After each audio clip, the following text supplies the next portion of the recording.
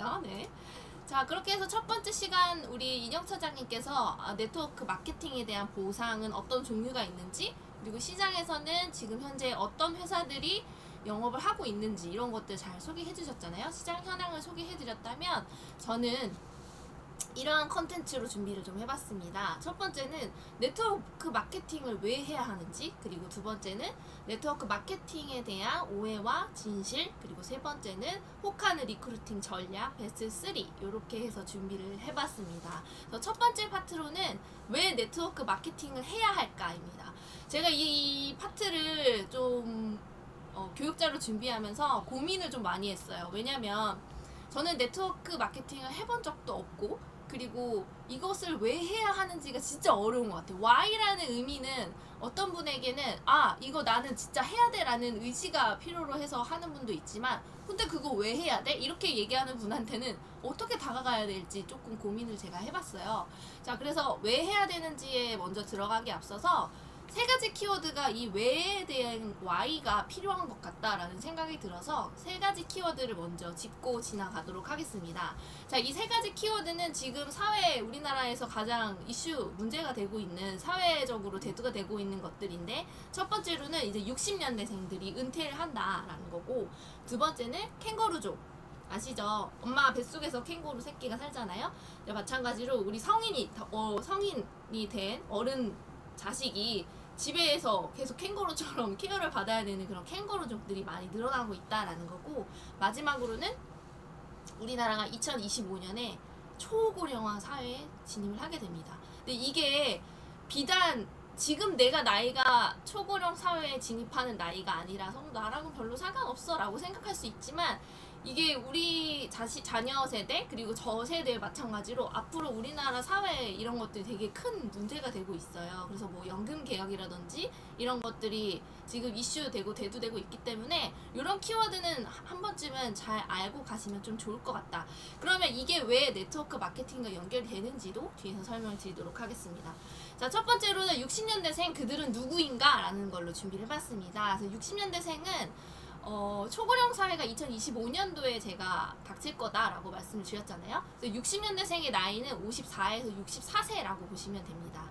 그래서 이들이 앞으로 초고령 사회의 주역이 될 거고, 실제로 이들 선배 세대인 이웃나라의 일본 보면, 일본은 단카이 세대라고 하거든요. 그래서 이 단카이 세대는 2024년도에 일본의 내수 시장을 아주 꽉 잡고 있는 주축으로 꼽힐 수가 있겠습니다. 그래서 60년대생이 이제 은퇴를 하는 시기가 다가왔다라는 거고, 60년대생이 왜 중요한가라고 말씀을 드리면 엄청나게 많아요. 60년대생은 지금 860만 명 정도가 60년대 생들이라고 볼 수 있고, 18%, 우리나라 인구의 18%를 차지하고 있고, 그리고 출산율이 6.2에서 4.6명, 그리고 평균 기대 수명이 87.3세입니다.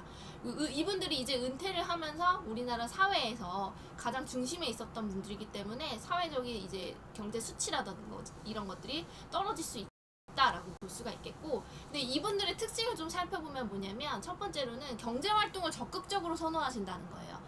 내가 은퇴를 했지만 은퇴 이후에도 나는 직장 생활을 계속 하고 싶다, 집에서 그냥 놀고 싶지 않다, 이런 것들 적극적으로 경제 활동을 선호하고, 기회만 주어진다면 비용과 상관없이 일을 하고 싶다라는 의견들이 굉장히 많았고, 두 번째 특징은 사회운동에 조금 적극적으로 참여한 세대예요. 사회운동이라 하면은 뭐 87년 6월에 그런 민주화 운동도 있었고, 97년도에는 IMF 세대도 겪으셨고, 그리고 2008년에 금융위기, 이러한 세대를 격변의 세계를 우리나라 겪으면서 이분들이 함께 성장한 세대라고 볼 수가 있겠고, 그리고 세 번째는 아날로그 세대에서 디지털 시대로 전환을 경험하기 때문에 이분들의 IT 능력, 디지털 활용 수준이 굉장히 뛰어납니다. 그래서 주변에 저희 부모님만 보시더라도 뭐 혼자서 카톡도 하시고, 뭐 카톡은 그냥 기본적으로 다 하시고, 뭐 키오스크 활용하는 거나 뭐 인터넷 서칭하는 거, 뭐 구매하는 거, 앱으로 구매하시는 거, 뭐 이런 거 정말 쉽게 하시거든요. 그래서 저한테 물어보지 않고도 이런 것들이 활용을 굉장히 잘 하고 계시는 세대다라고 보시면 되겠습니다. 그래서 이분들의 특징은 기존의 고령화 세대랑은 조금 다르다는 것을 조금 주목을 해주시면 좋겠습니다. 그리고 자산 요건이 되게 양호해요. 그 이분들의 주로 자산을 구축했던 방법들은 부동산입니다. 부동산으로 인해서 이제 집, 이제 든든한 집 한 채가 나의 이제 부동산이 나의 자산을 좀 굴려줄 수 있는 이런 자산 요건이 양호하다라고 보시면 되겠고, 그리고 사회 문화활동 이런 것들, 문화활동도 되게 수요가 크시기 때문에 문화생활도 굉장히 즐기시는 세대라고 볼 수가 있겠습니다. 그래서 이분들이 이제 64년생을 시작으로 이제 앞으로 11년 동안 베이비부머 세대라고 하잖아요, 우리. 그래서 은퇴가 본격적으로 시작이 됩니다. 그래서 한국에 이제 중추적으로 성장했던 역할을 하셨던 분들이 퇴장을 하시게 되면서 이분들은 이제 고령자로 분류가 되겠죠. 만 55세가 우리나라 이제 고령자로 분류가 되잖아요. 그래서 법적 정년을 넘겼거나 아니면 이제 정년이 다가오시는 분들이 되게 많아지시고, 이분들로 인해서 경제에 미치는 타격이 굉장히 크다. 그리고 또 하나는 경제계 거물급 인사들도 60년대생이 대세예요. 뭐 카카오의 김범수 창업자 66년생, 뭐 삼성의 이재용 회장이 68년생, 뭐 신세계 정용진 회장이 68년생, 이렇게 해서 60년대생들이 지금 다 주름을 잡고 있고, 정치권도 뭐 다 비슷한 상황이라고 보시면 되겠습니다. 자, 그러면 이분들이 은퇴하고 나서 과연 무슨 일을 할까 한번 봤더니 창업들을 굉장히 많이 하고 있더라는 게 나오죠. 그래서 보시면 지난해에 비해서 사업체가 연령대별로 증가한 걸 봤을 때 60대 이상이 역대 최대 폭으로 증가를 했다라는 겁니다. 이 말은 은퇴를 하신 분들이 창업을 한다. 근데 예전에는 막 치킨집 많이 하시고 이런 프랜차이저 사업을 굉장히 많이 하셨잖아요. 근데 요즘의 트렌드는 뭐냐면 고령층이 될수록 인건비가 나가면은 되게 부담이스럽잖아요. 그래서 편의점이라든지 뭐 세탁업, 코인 세탁소 이런 거, 이제 무인업, 요즘에 무인 매장 굉장히 많아졌죠. 아이스크림 파는 무인 매장 이런 것들.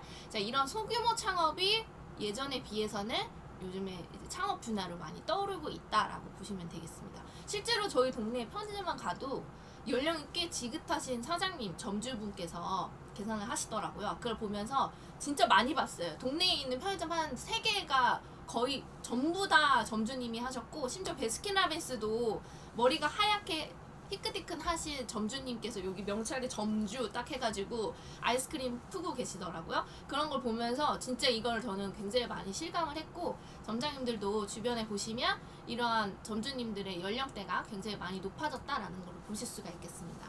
자, 그리고 두 번째로는 캥거루족입니다. 캥거루족은 아까 서두에서 약간 설명을 드렸지만 엄마 품에서 떠나지 못하고 엄마하고 함께 사는 것을 우리는 캥거루족이라고 하죠. 부모한테 얹혀 사는 성인 자녀라고 보시면 되겠습니다.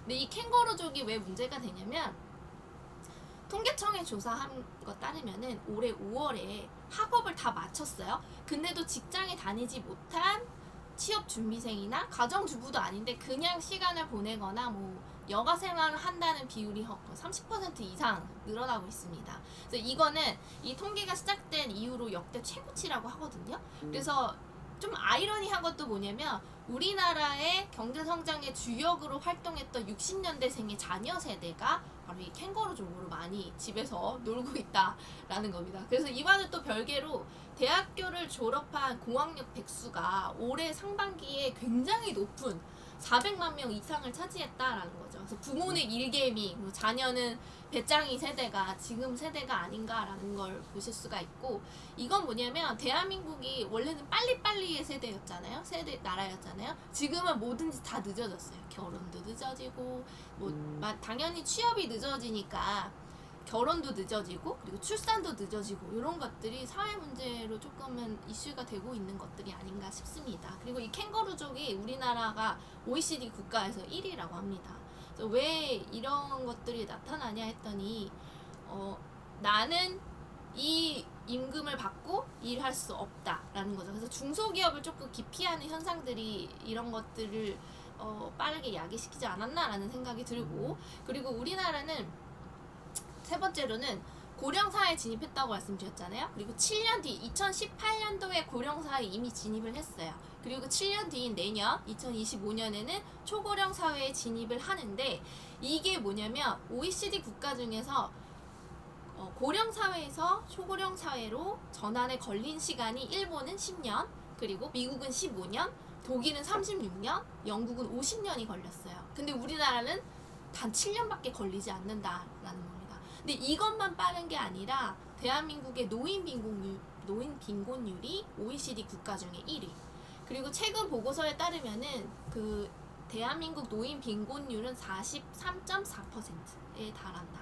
자, 다시 말하면 우리나라 노인 10명 중에 4명 이상이 가난한 상태에 있다라는 걸 의미를 하고, 이 수치가 노인의 범위를 70세 이상까지 조금 좁혀지면 50% 이상이 넘는다는 거예요. 그래서 이러한 급속화된 노령화, 고령화 사회로 진입할수록 노인 빈곤율은 어떤 거랑 조금 연관이 있냐면 연금을 빨리 조기 수령하는 것에 볼 수가 있다라는 거고, 이 조기 수령 연금, 노령 수령 빨리, 왜냐면 퇴직이 55세잖아요. 근데 연금을 수령하는 거는 62세인가 그래요. 60세인가 그래요. 그러면 5년 동안 시간이 남잖아요. 이때 내가 일자리를 얻거나 일을 하지 않으면 생활이 되지 않는 거예요. 그래서 연금을 미리 당겨서 수급을 받으시거나, 아니면은 내가 자가를 가지고, 아까 말씀드렸죠. 60년대생은 부동산이 가장 많은 부를 잃었던 자산 소득이라고 말씀드렸잖아요. 거기에서 이제 주택연금으로 돌려서 이런 것들을 충당을 하는 세대가 됐다라는 거죠. 그래서 이제 주택연금 가입 사례도 지금 이 데이터 보시면 굉장히 많아지고 있다. 그래서 우리나라의 이러한 사회적인 문제가 이런 것들이 되게 심각하다라는 걸 다시 한번 알아주셨으면 좋겠고, 사회 문제로 대단히 제기되고 있기 때문에 이거는 그나마 노후 준비가 되어 있는 분들의 이야기지만, 노후 준비가 되어 있지 않은 분들은 더 많을 것으로 예측이 된다라는 걸 보실 수가 있겠습니다. 그래서 제가 이런 것들을 말씀드린 3가지 키워드는 현재 우리나라에서 사회적으로 가장 큰 문제로, 그에 따른 뭐 연금 개혁 같은 것들을 진행하고 있지만, 우리가 사회적인 환경과 이런 분위기 속에서 우리가 사업을 해야 되는 이야기를 또 연결해서 제안을 해 주실 수 있겠죠. 이게 Y가 해당이 되겠죠. 이러한 것들의 사회적인 문제 때문에 우리의 사업은 이런 식으로 연결이 될 수 있다. 그래서 첫 번째는 삼풀이로 제가 좀 설명을 드리고자 하는데, 첫 번째로는 한계가 없다. 그리고 두 번째로는 판매가 아니다. 세 번째로는 자본이 없다라는 겁니다. 사업을 시작하기 앞서서 우리가 뭐 편의점이나 제가 앞서 말씀드린 코인, 뭐 세탁소, 뭐 코인 노래방, 뭐 이런 것들도 자본이 있어야 되잖아요. 근데 내가 자본이 있어야 어느 정도 사업을 시작할 수가 있는데 자원금을 모을 필요가 없다라는 거죠. 근데 왜 그러냐? 우리는 이미 사업의 시스템이 확립이 되어 있기 때문에 해야 하는 일은 사업을 성장시키는 일을 해주시면 된다는 거예요. 그래서 사업가는 스스로 실행에 옮겨서 내 사업이 성장할 수 있게 도움을 준다라는 거고, 자, 미국에서는 $300 이상 이제 복권에 당첨된 사람들 중에 80%가 3년 안에 파산을 한대요. 근데 그 이유를 봤더니 돈만 가지고는 부자가 될 수가 없는 거예요.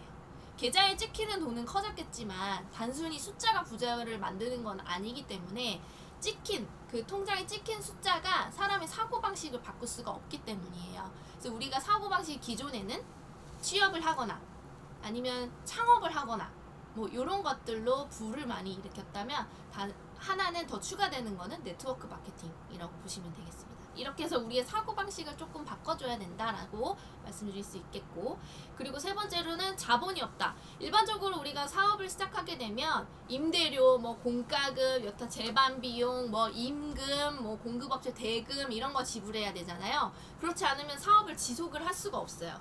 더구나 이제 신규 사업을 시작했으면 몇 년 동안은 뭐 거의 뭐 적자 아닌 적자를 가시는 분도 굉장히 많죠. 근데 우리의 시스템, 우리의 네트워크 마케팅의 장점은 자본, 사업 시스템 갖춰져 있다라는 겁니다. 그래서 이런 것들을 우리가 사회적인 환경과 우리가 왜 해야 되는지를, 은퇴하신 분들 또한 이런 것들을 조금 고려하신 분들 되게 많으시잖아요. 그런 분들에게도 이런 걸 제안해 줄 수 있고, 취업과 창업 외에 네트워크 마케팅이라는 우리의 하나의 또 경제적인 활동이 있다라는 걸 사고방식을 조금 바꿔주실 수 있는 기회가 되지 않을까라는 생각이 듭니다.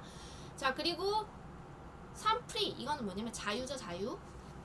첫 번째는 시공간의 자유, 두 번째는 경제의 자유, 세 번째는 생각의 자유라고 볼 수가 있겠습니다.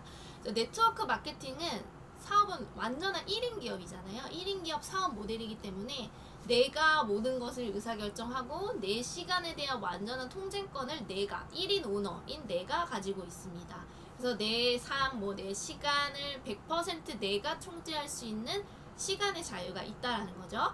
그리고 네트워크 마케팅 사업은 이제 공간의 자유가 보장 안 되는 사업 중에 하나라고 보시면 되겠죠. 그래서 지금은 비대면 세상이 열렸잖아요. 그래서 점장님들 인스타 보면 막 그 해외에 있는 회원분들하고 미팅하는 사진들 굉장히 많이 올라오시거든요. 그래서 전 세계 모든 사람을 대상으로 할 수 있어요. 어디에서? 내 방에서 아니면 카페에서 뭐 해외에서 펼칠 수 있는 사업이 네트워크 마케팅이다. 시공간을 초월한다 라는 말씀을 드리고 싶고요. 그래서 시공간을 초월한 네트워크 마케팅의 시대가 전성시대가 도래하고 있다.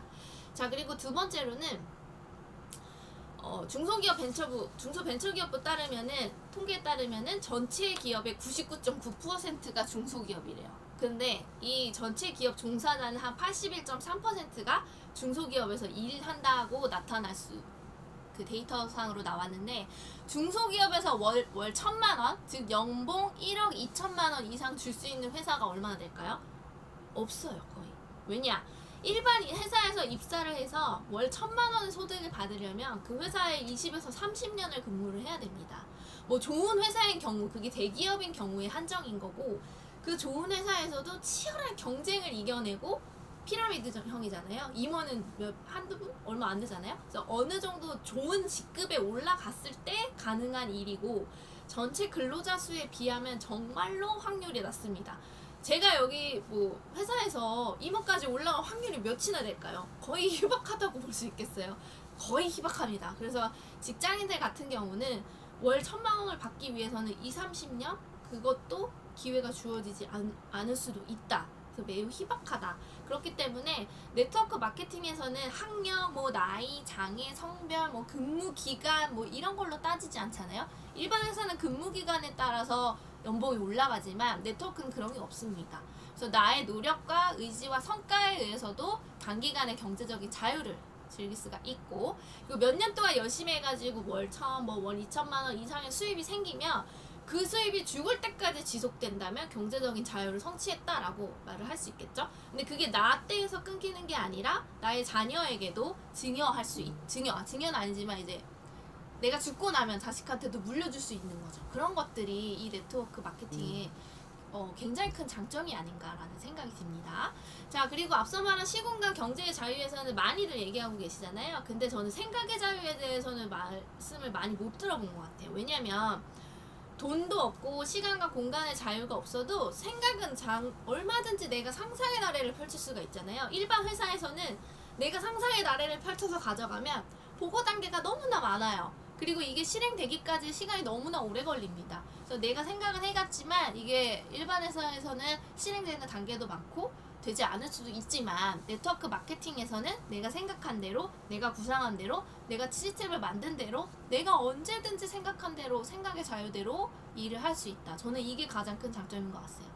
내가 생각했던 것들을 이제 가시화하고 그것들을 시스템에 굴렸을 때, 시스템에 녹였을 때, 그리고 그걸로 인해서 파트너분들이 성장하고 그 시스템을 다른 파트너분들이 또 복제해서 그 네트워크를 확장하는 게 이 네트워크 시스템의 장점이자 매력이잖아요. 그런 것들로 인해서 또 내가 가지는 뿌듯함, 이제 이런 것들도 느낄 수 있고 성취감, 이런 것들도 많이 느끼실 수 있잖아요. 우리가 일을 하는 목적이 물론 돈도 있지만 이러한 가치 성장, 동반 성장, 그리고 이러한 뿌듯한 성취감을 느꼈을 때 그 일을 그만두지 않고 더 오래 유지할 수 있다고 합니다. 이런 것들 또한, 생각의 자유 또한 저는 왜 이 일을 해야 하는지에 대한 이유 중에 하나라고 말씀드릴 수가 있겠습니다.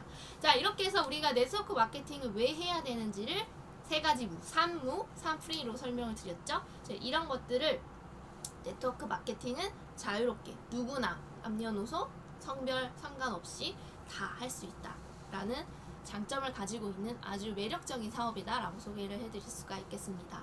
자, 그 다음 두 번째 챕터로는 네트워크 마케팅에 대한 오해와 진실입니다. 저도 네트워크 마케팅에 대해서 굉장히 오해를 많이 하고 있었던 사람 중에 한 명이거든요. 왜냐면 그런 불법 다단계가 너무 우리나라에서 막 뉴스나 이러한 매스컴을 통해서 피해자들이 너무 많아서 아, 저거 진짜 안 좋은 거다, 저건 하면 안 돼, 무조건 뭐 네트워크 마케팅 다단계 한다고 하면은 사돈의 팔촌까지 말려야 돼, 막 이런 마인드가 강했는데, 이번에 제가 이 교육을 준비를 하면서 이거 정말 잘만 하면 괜찮은 사업인데? 라는 거를 한번 느꼈어요. 그래서 우리 여기 계신 점장님들도 이런 부분은 느끼신 분도 있겠지만 아직은 조금 물음표이신 분들도 계실 것 같아요. 그 물음표가 느낌표가 될 수 있도록 이 오해와 진실을 좀 풀어드리도록 하겠습니다. 자, 첫 번째로는 네트워크 마케팅에 관해서 가장 일반적으로 생각하는 오해는 이 사업이 판매업이다라는 인식이에요. 자, 근데 판매라고 하는 거는 더 많은 수익을 올리기 위한 활동일 뿐이지 판매를 멈추면 수익도 멈추잖아요. 자, 근데 네트워크 마케팅 분야에서는 성공은 그 판매 실적이 아니에요. 아니라고 생각해 주시면 되겠고, 네트워크 마케팅의 핵심은 제품 판매가 아니라 네트워크를 구축하는 겁니다.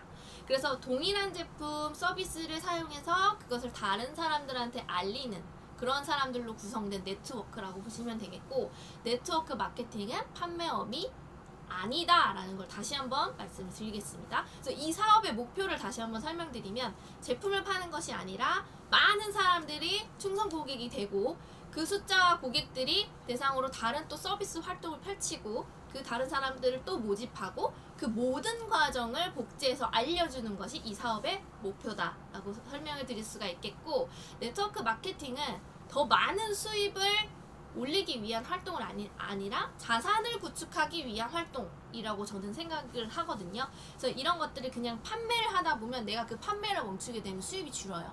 하지만 네트워크 마케팅은 나의 시스템, 나의 네트워크를 구축을 해 놓으면 소득은 자연스럽게 생겨난다. 그게 자산소득이라고 많이 말씀하시잖아요. 네, 그런 것들, 뭐 권리소득 이런 것도 많이 말씀을 하시고, 네트워크 마케팅은 판매업이 아니다라는 것을 다시 한번 말씀을 드릴 수가 있겠습니다. 자, 이래서 네트워크 마케팅의 이제 근본적인 가치는 판매업이 아니고 함께 성장한다라는 의미를 가지고 있기 때문에 마인드를, 생각의 사고를 좀 바꾸셔야 돼요. 그래서 관계, 내 팀, 내 비즈니스, 나의 그룹 이런 것들 함께 성장하기 위한, 나만이 이런 노하우를 가지고 있는 게 아니라 나의 노하우를 공유하고 그분들에게 알려주고 같이 성장하면서 그분들 또한 본인들의 이런 파트너들을 모집하고 모객하고 그 네트워크를 확장함의 그 목적이 있다라는 걸 다시 한번 기억해 주시면 되겠습니다. 그래서 네트워크 마케팅은 동반, 가치, 지속 성장 이 세 가지 포인트로 기억해 주세요. 자, 그리고 다음으로는 무조건적인 선점이 중요한가? 요즘에 이제 다른 리만의 짝퉁이라고 하죠. 리만을 따라하는 이러한 회사들이, 신생 회사들이 굉장히 많이 생겼어요. 그래서 실제로 저희 리만에서 일을 하시던 점장님들이 또 많이 그쪽으로 가시기도 하셨고, 그래서 이런 것들을 제가 보면서 그분들이 말씀하시는 거, 물론 저희 점장님들도 초기 선점이 매우 중요하다라고 말씀을 많이 하시면서 리크루팅을 하시는 걸 알고 있지만, 저의 개인적인 의견은 무조건적인 선점은 중요하지 않다라고 생각이 듭니다. 왜냐면 결론은 X예요. 설명을 드리자면,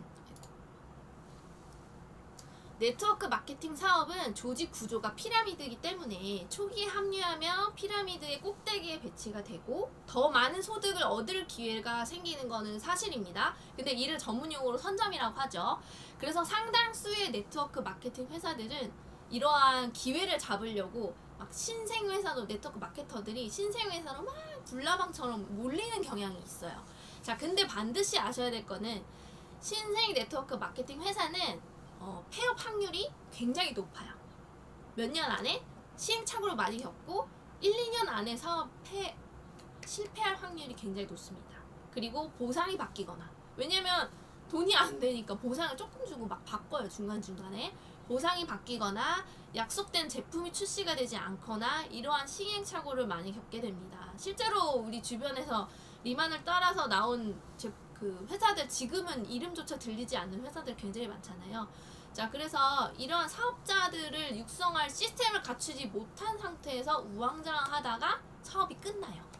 실제로 신생에서 50%가 2년도 안 돼서 폐업할 확률이 굉장히 높습니다. 그래서 이게 성장 곡선 앞에서 보시더라도 2년 안에 폐업할 확률이 굉장히 높고, 그렇다고 해서 뭐 10년 이상 된 안정적인 회사, 매출이 많은 회사로 간다면은 이미 시스템이 구축이 되어 있는 사업자, 소비자가 많기 때문에 선점 효과는 떨어질 수밖에 없어요. 그건 당연한 거죠. 근데 선점 효과가 떨어진다는 거는 내가 그 같은 노력을 했을 때 누릴 수 있는 소득적 혜택과 조직 구축의 혜택이 떨어진다는 걸 의미한 거지, 무조건적으로 선점이 또 좋다라는 의미는 아니죠. 그래서 제가 말씀드리고 싶은 건 3년 정도 지난 시점에서 회사의 매출 성장이 좋고 3년에서 5년 이상 지난 회사 중에서, 그리고 사업자 구축을 위한 시스템이 갖추어진 회사를 선택하는 것이 가장 좋고, 그리고 선점 효과를 누리면서 안정성까지 챙길 수 있는 좋은 방법이다라고 설명을 드릴 수가 있겠습니다. 그리고 네트워크 마케팅 회사의 근간이 뭐냐면 제품이잖아요. 제품이 제일 중요하죠. 제품이 시장에서 어떠한 반응을 보이고 있는지 체크하는 게 굉장히 중요해요. 근데 지금 제가 말씀드린 모든 요건에 해당하는 회사가 바로 리마코리아라고 말씀드릴 수가 있겠죠. 자, 리마코리아는 후원 방문 판매를 통해서 소비자를 구축을 했어요. 그리고 시장 반응을 통해서 우리의 제품 또한 뜨거운 반응을 보였고 소비자의 신뢰 또한 두터운 회사이기 때문에, 그리고 저희 회사가 이제 8년, 5년, 6년 요 정도 된 회사잖아요. 7년. 그래서 성장하기 더욱더 더할 나위 없이 좋은 타이밍에 있다라고 보시면 되겠습니다. 그래서 우리 또 글로벌 통해서 네트워크 마케팅 하고 있잖아요. 미국, 대만, 홍콩 하고 있잖아요. 뭐 대만은 지금 뭐 반년 만에 성장 엄청나게 하고 있고 1년 동안 검증이 완료가 됐다라는 사업입니다. 그래서 우리 리마코리아는 딱 제가 말씀드리고 싶은 선점할 수 있는 회사, 딱 안정성과 그리고 선점의 효과 두 가지를 같이 함께 즐기실 수 있는, 누리실 수 있는 그런 회사다라고 보실 수가 있겠고, 무조건적인 선점은 저는 추천드리지 않는다라는 거 다시 한번 말씀드리겠습니다. 자, 그리고 세 번째, 네트워크 마케팅은 인맥을 이용하는 사업인가? 인맥? 정답은 뭘까요? 저는 개인적으로 X라고 생각합니다. 네트워크 마케팅은 유통업 가운데서 하나의 도구, 수단이에요. 근데 우리나라 사회는 인맥으로 맺어진 사회라서 입소문을 바탕으로 하는 네트워크 마케팅에는 진짜 최적화된 환경을 가지고 있다라고 저는 생각을 합니다. 그래서 네트워크 환경은 아마 전 세계에서도 가장 으뜸일 것 같아요. 왜냐면 학연, 지연, 혈연을 굉장히 중요시하는 사회이고, 그리고 밀집된 환경과 잘 발달된 대중교통, 그리고 널리 보급된 문명기기, 우리 인터넷 속도 전 세계 1위잖아요. 그쵸? 그리고 사회적인 인프라는 반나절로 우리가 만남을 가능하게 해준다라는 거죠. 그리고 이런 각자가 가지고 있는 환경에서 네트워크 마케팅을 활용해서 실천하고 추천하고 복제하고 이게 반복되고 그게 선순환이 된다면 진짜 놀랄만한 일이 벌어지는 거예요. 그래서 인맥은 누구에게나 가지고 있지만 대부분 잠자고 있습니다. 서로가 유익하게 하도록 유익하게만 한다면 누군가에게는 인생의 반전의 역사가 만들어질 수 있다라고 생각이 들고, 이용이라는 사전적 단어는 여기 나와 있지만 이익을 채우기 위한 방편으로 쓰여요. 어떻게 보면 좀 부정적인 단어에 좀 가깝죠, 뜻이. 자, 근데 활용이라는 단어는 사전적 의미로 이리저리 잘 응용해서 사용한다라는 겁니다. 그래서 우리는 인맥을 이용하지 말고 활용해서 똑똑하게 지혜롭게 네트워크 마케팅 사업을 해주시면 되겠습니다. 자, 이렇게 해서 세 가지 오해와 진실을 조금 풀어드렸습니다. 그래서 첫 번째는 우리가 왜 네트워크 마케팅을 그런 것들을 선점해야 하는가, 무조건적인 선점이 중요한가, 그리고 인맥을 어떻게 활용해야 하는가, 이런 것들을 제가 안내를 드렸죠. 마지막 챕터는 혹하는 리크루팅 전략 베스트 3를 좀 뽑아봤습니다. 자, 요 챕터는 실제로 저희 글로벌 비즈니스를 하시거나 아니면은 그 타사에 조금 직급 있으신 리더분들을 리크루팅 하실 때 이런 화법들을 좀 쓰셨다고 해서 제가 조금 가지고 와봤어요. 이거는 제가 실제로 지금 영업 활동을 하고 있는 사람이 아니기 때문에 제가 전달드리는 것보다는 그분들은 어떤 식으로 지금 현장에서 이러한 화법들을 쓰시는지, 전략들을 쓰시는지 요거를 준비해봤습니다. 자, 첫 번째로는 해외 기업이냐 국내 기업이냐, 요거 굉장히 궁금해하시고, 해외 아메이나 뭐 이런 기업들, 뉴스킨이나 이런 기업들은 이미 우리나라의 네트워크 마케팅을 시작한 지 30년 이상이 지났잖아요.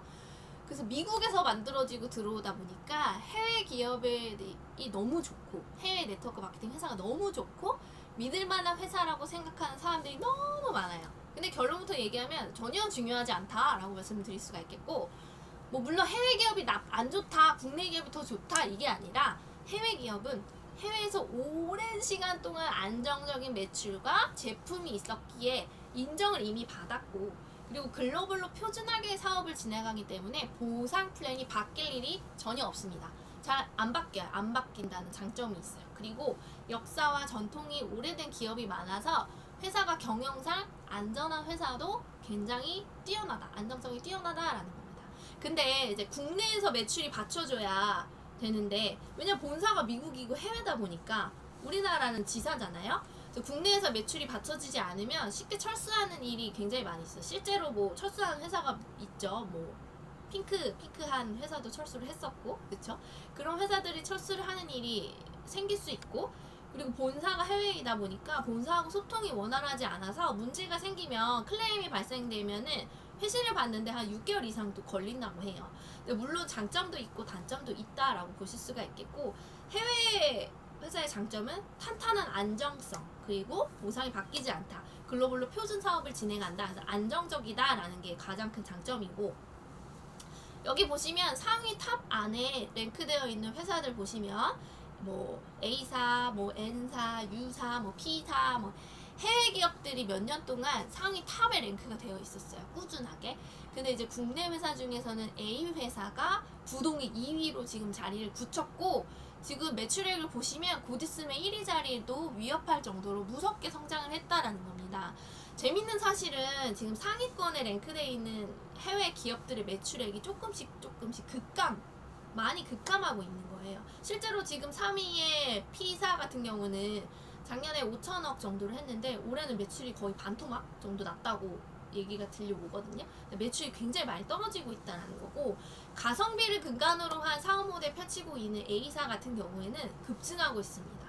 그래서 30년 동안 지켜온 1등 자리를 곧 있으면 뺏기게 되겠다. 곧 국내 회사로 바뀌게 될 가능성이 굉장히 크다라는 거고, 제가 그 A사 같은 경우는 옛날에 그 고등어 막 팔고 막 그랬잖아요. 그거 보면서 아니 무슨 고등어를 팔아, 화장품 회사 아니야? 이랬는데 저 회사의 마케팅은 그냥 가성비를 근간으로 한 사업 모델인 것 같아요. 그래서 막 우리가 실제로 소비재로 많이 활용할 수 있는 치약, 뭐 휴지, 여성용품 이런 것들 계속해서 쓸 수 있는 소비재를 메인으로, 그리고 해모임 같은 그런 메인 상품, 굵직한 메인 상품을 바탕으로 꾸준히 성장하고 있는 회사다라고 보시면 되겠고, 뭐 물론 우리 리만 시장에 진출하게 되면 그 순위는 누구도 예측할 수가 없겠죠. 1위 자리를 리만이 탈환할 수도 있고 1위를 차지할 수 있고, 그건 아무도 모르는 겁니다. 내년에 뚜껑을 열어봐야 하는 거지만, 저는 리만이 그 탑 회사에 랭크될 좋은 회사, 그리고 충분히 가능성 있는 회사라는 생각이 듭니다.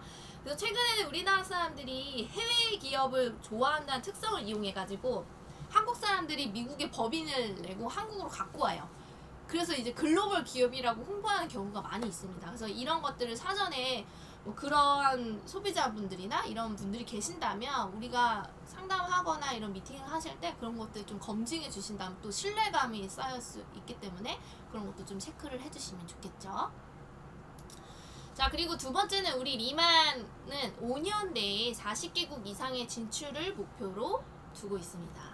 점장님과 우리 매니저님들이 글로벌 레그를 펼칠 수 있는 아주 좋은 기회가 생겼다라고 보시면 되겠고, 우리 리만이 하면 마켓이 바뀐다는 거는 다 알고 계시죠. 그래서 글로벌 진출은 저는 잠재적 기회라고 생각을 하는데, 기회가 있는 것과 그리고 기회가 있는데 발현하지 못한 거는 천지 차이라고 생각합니다. 그래서 나의 글로벌 목표가 현실화됐을 때 언제든지 실행할 수 있는 그런 플랫폼 기반이 갖추어지는 회사라는 거죠. 그래서 내가 예를 들면 뭐 오픈되는 말레이시아에 내 지인이 있어요. 근데 이 회사는 말레이시아에 오픈할 그게 없대, 계획이 없대요. 그러면 나는 기회조차 얻지 못하고 시도도 할 수 없는 거잖아요. 하지만 우리 리만은 플랫폼이 전 세계에 갖추어져 있다. 앞으로 40개국까지 확대될 것이다 라는 거고, 리만이 바꾸면 시장이 바뀐다 라는 말 우리 기억하시죠? 그래서 리만을 선택해야 되는 이유, 그리고 현실화된 글로벌 환경과 기회 놓치지 마시길 바랍니다.